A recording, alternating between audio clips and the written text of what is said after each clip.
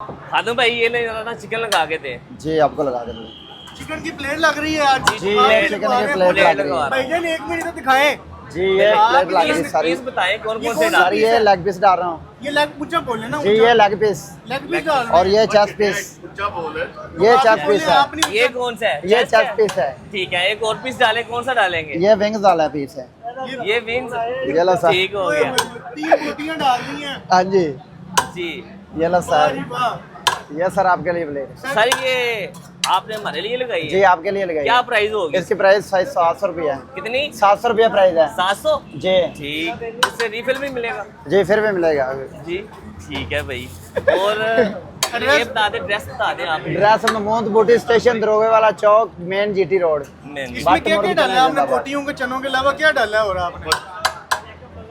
जी बोटी और चने के अलावा आपने क्या डाला है इसमें? और चने डाले हैं और तरी डाली। मोहब्बत नहीं भी डाली। मोहब्बत पूरी डाल के दी आप। पूरी डाल की दी है। बेफिक्र अभी हो तो नहीं जाओ होगी मोहब्बत में।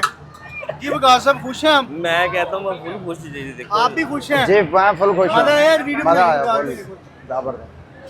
बेहतरीन प्लेट है, फुल मजे किया। 700 कोई प्राइस ज़्यादा नहीं है। आप देख रहे हैं आपके सामने कैसी प्लेट लग चुकी है। ठीक है यार, इस ये भी अभी प्राइस ज़्यादा मुझे बता सकते हैं हमदा भाई, आप बताएं।